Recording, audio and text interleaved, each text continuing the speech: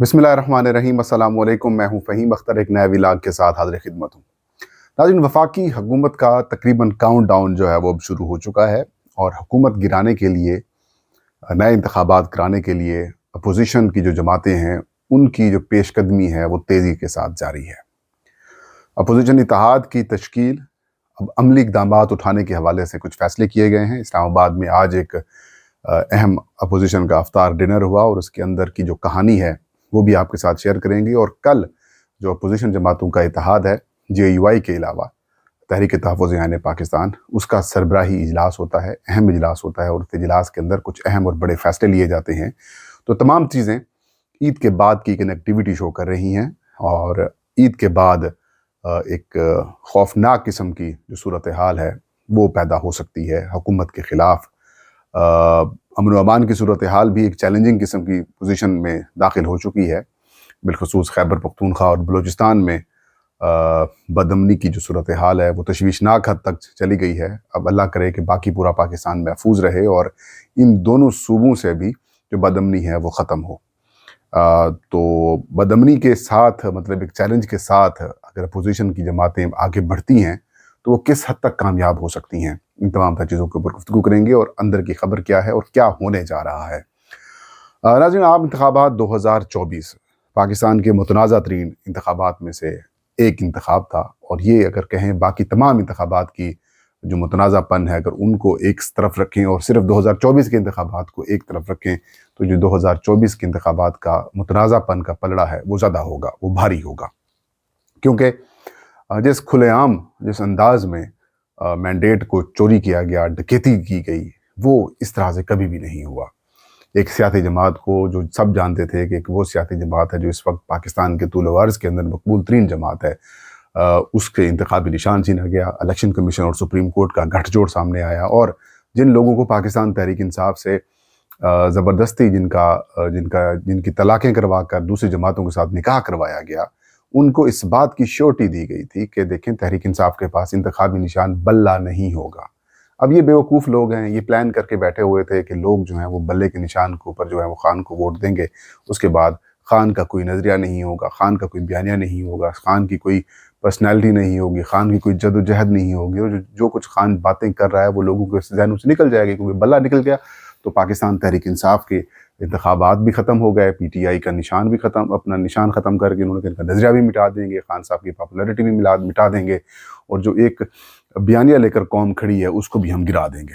ये कुंद जहन लोग, इन्होंने यही काम किया कि हम इस तरह से करेंगे तो सारा कुछ हो जाएगा। फिर तहरीक इंसाफ के वतन से इस्तेकाम पाकिस्तान पार्टी बना दी गई। इस्तेकाम पाकिस्तान पार्टी गिन चुन कर 2 या 1 सीटें, वो भी खैरात के अंदर मिली हुई सीटें उनको मिली। बाकी जिस तरह का हशर इस्तेकाम पाकिस्तान पार्टी का हुआ, उसके साथ साथ मुस्लिम लीग नून और पाकिस्तान पीपल्स पार्टी का भी इससे भी बुरा हशर हुआ।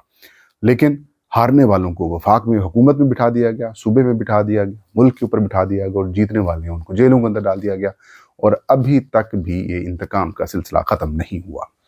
कुछ अपोजिशन के अंदर जो इस वक्त लोग शामिल हैं वो पहले मुस्लिम लीग नून के साथ थे, PDM की हुकूमत के साथ थे, मतलब जिनमें महमूद खान अचकज़ई साहब खुद इस वक्त अपोजिशन की जो तहरीक तहफ़्फ़ुज़ ऐन पाकिस्तान की सरबराही है उनके पास है। अख्तर मैंगल साहब हैं, ये उनके साथ थे। मौलाना फजलुर रहमान की जमात भी उनके साथ थी।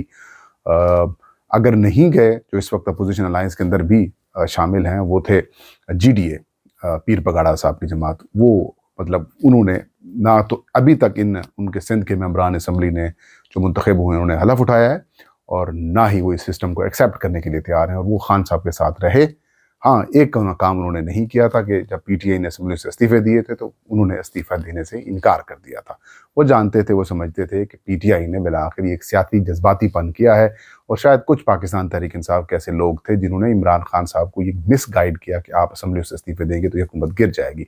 अगर वो ये काम ना करते और अपोजिशन वहाँ पर बैठी रहती तो खुल कर जिस तरीके से उन्होंने कानून साजियों में तब्दीलियाँ की हैं वो ना कर पाते। खैर, बाद में पाकिस्तान तहरीक इंसाफ वापस असम्बलियों में जाने लगी तो फिर PTI की असम्बलियों में आने की कोशिशों को रोक दिया गया। तो अब कुछ अपोजिशन की जो जमातें हैं वो अपनी माजी की गलती से सबक सीख चुकी हैं और वो इस बात का एतराफ़ भी करते हैं कि इमरान खान के ख़िलाफ़ जो तहरीक अदम-एतमाद थी वज़ीर आज़म के तौर पर, उसका हमें हिस्सा नहीं बनना चाहिए था, हमारे साथ धोखा किया गया, हमें नए इंतखाबात की तरफ जाना चाहिए था, या फिर और मामलात कर रही हैं। लेकिन ये हुकूमत कायम है, ज़ोर के साथ, ज़बरदस्ती के साथ, धौंस के साथ, धमकी के साथ, जुल्म के साथ ये हुकूमत पोजीशन अपनी बरकरार रखे हुए है। और इस हुकूमत को हटाने के लिए माजी में अगर हुकूमतें हटाई भी जाती थी या गिराई भी जाती थी तो अल्टीमेटली सबको पता है कि उसके अंदर एस्टैब्लिशमेंट का बड़ा कलीदी किरदार होता है। वो लोगों को मैनेज करते हैं, वो लोगों को कमज़ोर करते हैं, सियासतदानों को मैनेज करके सियासतदानों की वफादारियाँ तब्दील करा के दूसरों के साथ शामिल करते हैं। लेकिन इस वक्त एक ऐसा अलायंस अपोजिशन का बनने जा रहा है जो ज़ोर बाजू के ऊपर, अवामी ज़ोर के ऊपर बनने जा रहा है। तहरीक इंसाफ खुद मैदान के अंदर मौजूद है। इमरान खान साहब तकरीबन दूसरा साल उनको मुकम्मल होने वाला है, वो जेल के अंदर मौजूद हैं। वो एक इंच का जो एक हिस्सा होता है वो भी उससे पीछे हटने के लिए तैयार नहीं है। और यही वो वजह है जिसकी वजह से जो मौजूदा हुकूमत और मौजूदा रजीम है वो शदीद कोफ्त, परेशानी और गम, गुस्से का शिकार है कि देखें खान साहब के हवाले से तो हमारी तमाम जो कैलकुलेशंस हैं वो मिस कैलकुलेशंस हो गई हमसे। तो ये कैसे इमरान खान इतना बड़ा सियासतदान बन गया है कि वो हमारी किसी बात के ऊपर आने को भी तैयार नहीं है। माजी में हमने बड़े सियासतदानों को मैनेज किया, वो तो मैनेज हो जाते थे, लेकिन ये कैसा सियासतदान है जो मैनेज ही नहीं हो पा रहा, ना बाहर जाने को तैयार है, ना चुप होकर बैठने को तैयार है, ना हमारी साथ कोई डील करने को तैयार है। लेकिन जो पीटीआई की बाहर की लीडरशिप है वो खान साहब के काज को नुकसान पहुँचाने की भरपूर कोशिशें कर रही है। अतः हम खान साहब मुसलसल अपने वकला के ज़रिए, अवामी प्रेशर के ज़रिए इनको अपनी जमात के लोगों को परेशान भी करते हैं। और यही वजह है कि वो अब खान साहब मुसलसल ये कह रहे हैं कि जमीयत उलमा इस्लाम मौलाना फजलुर रहमान को साथ मिलाएं, और उनको साथ मिलाएंगे तो फिर ही बात आगे जो है वो बनेगी। क्योंकि दूसरा साल हो गया है, ऑलमोस्ट शुरू होने वाला है, या अचकज़ई साहब जो हैं वो उसको लीड कर रहे हैं। अचकज़ई साहब की कोई क्या परफॉर्मेंस है, कुछ भी परफॉर्मेंस नहीं है। मैं ये नहीं कहता कि मैं डिसरिस्पेक्ट कर रहा हूँ महमूद खान अचकज़ई साहब की, लेकिन मैं ये कहता हूँ कि जो कैलिबर्स हैं, जो लीड करने का एक मामला है वो अचकज़ई साहब नहीं कर सकते। एक तो अचकज़ई साहब सिर्फ पश्तूनख्वा इलाकों में या पश्तून बेल्ट के अंदर ही पॉपुलर हैं, वो भी इतने ज़्यादा पॉपुलर नहीं है। वहाँ पर खान साहब की पॉपुलैरिटी ज़्यादा है, उसके बाद मौलाना फजलुर रहमान की पॉपुलैरिटी है, फिर असफंद यार वली की भी कुछ फॉलोइंग मौजूद है, मतलब ANP की फॉलोइंग मौजूद है। इसी तरीके से और भी जो सियासी जमातें हैं उनकी भी है, लेकिन अकेले ये नहीं है। लेकिन इन सब से ज़्यादा खान साहब की मकबूलियत जो है वो है। खान साहब पंजाब में भी इक्वली मशहूर हैं जितना खैबर पख्तूनख्वा में है, ऐसे ही सिंध में, फिर इंटीरियर सिंध के अंदर भी, और फिर जो कराची और हैदराबाद है वहाँ पर भी, और बलूचिस्तान कोयटा के अंदर भी खान साहब की मकबूलियत काफ़ी। तो एक चारों सूबों की जंजीर का जो रोल है वो खान साहब किरदार अदा कर सकते हैं।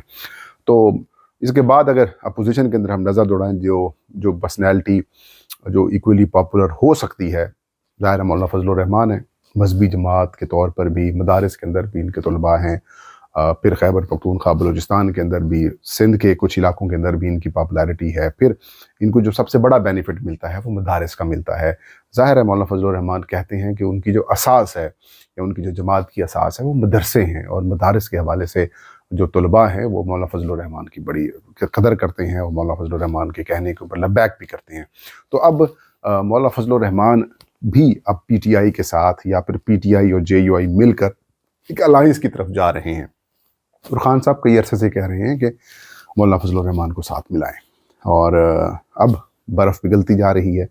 आज अफ्तार डिनर का एहतमाम किया गया जनाब मुस्तफ़ा खोखर की जानिब से, अपोजिशन की तमाम जमातों के लोग उसके अंदर शरीक हुए, और उस इजलास के अंदर महमूद खान अचकज़ई साहब भी थे, मौलाना फजलुर रहमान ख़ुद थे, याकत बलोच थे जमात इस्लामी से, PTI से भी असद कैसर साहब और बाकी लोग मौजूद थे। इसी तरीके से साजिद तरीन साहब भी थे BNP मेंगल से, और भी सिंध यूनाइटेड की जमात जो है उनसे अल्लामा राजा नासिर अब्बास भी थे। इसी तरीके से साहब हामिद रज़ा भी थे, और भी जो लोग हैं उन्होंने शिरकत की। और इस इजलास में महमूद खान अचकज़ई ने मौलाना फजलुर रहमान से कहा कि आपको मौलाना साहब जो कौमी सलामती की पार्लिमानी कमेटी थी उसके अंदर नहीं जाना चाहिए था। उन्होंने एतराज़ किया। मौलाना फजलुर रहमान ने कहा कि बात यह है कि एक तो आप लोग मशवरा नहीं करते, और मशवरा किए बग़ैर आप फ़ैसला कर लेते हैं, और फिर आप मशवरा किए बग़ैर जो फ़ैसला करते हैं वो फिर थोप देते हैं कि आपको ये करना चाहिए था या आपको ये करना चाहिए था। मौलाना ने बड़ा सख्त किस्म का सवाल उन्होंने कहा कि क्या महमूद साहब, क्या आप में से या किसी ने मुझसे रब्ता करके ये कहा है कि हमने ये डिसाइड किया है आप ना जाएं? ये किसी ने मशवरा किया है? تو کسی کے پاس کوئی جواب نہیں تھا۔ پھر صاحب حامد رضا صاحب نے کہا کہ مولانا صاحب یہ ہماری غلطی ہے، ہمیں آپ کو نہ صرف انفارم کرنا چاہیے تھا بلکہ آپ کے ساتھ کنسلٹیشن مشاورت کرنی چاہیے، تو پھر مشورے کے ساتھ ہی ہمیں اس ساری صورتحال کے اوپر آگے جو ہے وہ بڑھنا چاہیے تھا۔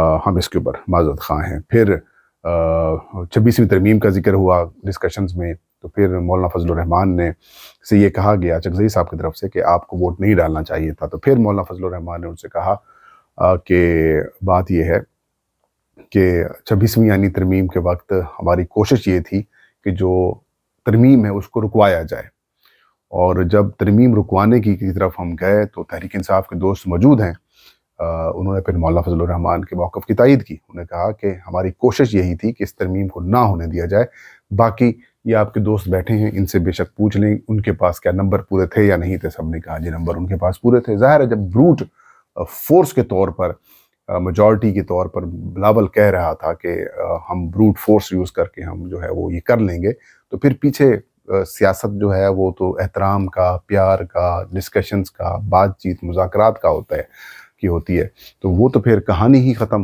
ہو کے رہ گئی۔